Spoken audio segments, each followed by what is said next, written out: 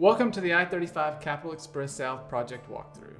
My name is Tony Estes and I'm part of the project team. Since the summer of 2019, TxDOT has been working with the community to develop a project that enhances safety and mobility. We developed this video to share information on the proposed project, including details on the changes that have been made since the last open house, thanks to feedback from the community and the project development process.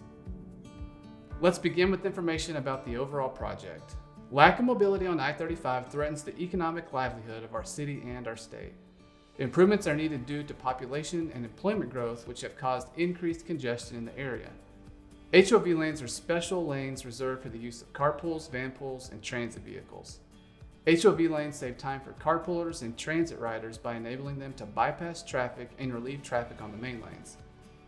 The I-35 Capitol Express project proposes to add 2 high-occupancy vehicle managed lanes in each direction along I-35 from SH71, White Boulevard, to SH45 Southeast.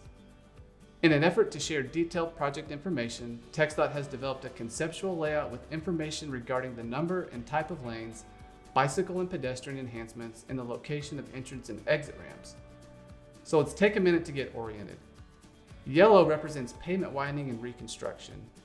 Aqua represents proposed managed lanes at grade with the existing roadway. Dark turquoise represents proposed elevated managed lanes. Orange represents the limits of bridges. Red crosshatching represents the removal of an existing feature such as an entrance or exit ramp. Yellow represents a proposed shared use path or sidewalk. Dark green arrows represent entrance and exit ramps to and from the managed lanes. Black arrows represent the direction of traffic. This conceptual layout is also available online at my35capex.com. Now that we've walked through the different elements of the project, let's begin at the north end and move south.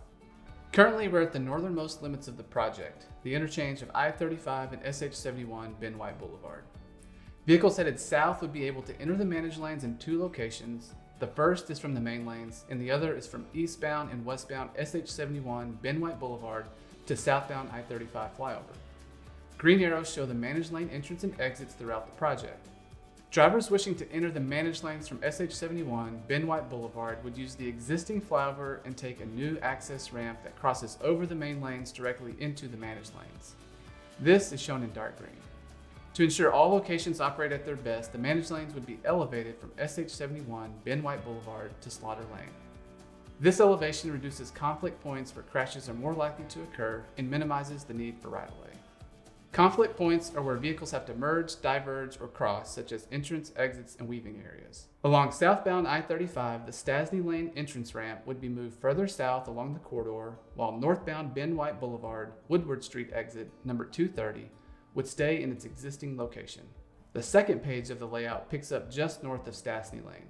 The managed lanes would go over both Stasny Lane and William Cannon Drive bridges. Also at Stasny Lane are the first of many intersection bypass lanes. Intersection bypass lanes are one-way roads next to and separate from the main lanes and frontage roads that allow entering traffic and exiting traffic to merge without disrupting the main lane traffic. Intersection bypass lanes allow traffic to bypass frontage road traffic signals at cross streets while maintaining local access. An independent research study by the University of Texas Center for Transportation Research analyzed the existing conditions as compared with elevating the managed lanes or leaving them at ground level from SH71 White Boulevard to south of William Cannon Drive. The study concluded that elevated managed lane section reduces conflict points by 81% compared to the ground level managed lane section. Total crashes for the elevated managed lanes could be 20% less per year than the ground level managed lanes. For severe crashes, the elevated managed lanes could result in 16 fewer crashes than the ground level managed lanes. In terms of safety cost benefits, compared with the existing conditions, the ground level section saves about $6.2 million per year, and the elevated section saves about $20.6 million per year. South of William Cannon Drive, the elevated managed lanes come back down to the same level as the main lanes. Another important feature to note is the braided entrance ramp on the northbound side highlighted in orange. Braided ramps are where ramps cross over one another, preventing entering and exiting vehicles from weaving in and out of the same lane. Red hatching represents pavement being removed. In some cases, these can be existing entrances or exits that are being relocated along the corridor. South of Slaughter Lane is a northbound managed lane entrance, shown here with the green arrow. In the same area, you will notice that the northbound entrance ramp and southbound Onion Creek Parkway exit number 226 would shift slightly from their existing locations. As we travel south, the northbound managed lane exit is shown using a green arrow. The existing ramps shown on this sheet would all remain in their current locations. I also want to take this opportunity to point out the shared use paths highlighted in yellow along both the northbound and southbound frontage roads. Shared use paths are two-way bicycle and pedestrian paths, typically 8 to 10 feet in width, that are separated from vehicular traffic. The South project would add 13 miles of new shared use paths, in addition to the 3 miles of recently constructed shared use paths constructed as part of the I-35 from Stasny Lane to William Cannon Drive projects. The new managed lanes and main lanes would travel under the Slaughter Creek overpass, and the southbound managed lane exit is highlighted using a green arrow. As we head south, the entrance ramp north of Onion Creek Parkway would be shifted, as you can see by the red hatching. For managed lane traffic, drivers would be able to enter the southbound managed lane north of Onion Creek Parkway. In this area, the southbound managed lanes would also drop from 2 to 1. The orange highlighted area represents the I-35 main lane bridge over Onion Creek. The South project would reconstruct and extend the bridge to accommodate drainage needs in the area and improve construction efficiencies. It is important to note that the existing southbound entrance from Onion Creek Parkway would be reversed. This would reduce conflicts with traffic entering and exiting I-35 while enhancing safety for all users. Onion Creek Parkway will cross over all lanes, and the southbound managed lanes would end around the Estancia development. The HOV lanes will merge with the main lanes, establishing 4 southbound lanes in this area. Eventually, the outside southbound main lane would become an exit to Buda. The northbound entrance ramp would stay the same in the area, while the southbound SH45 Southeast exit number 223 would be removed. As we travel through the I-35 SH45 Southeast interchange, with travelers exiting the main lanes just south of the interchange.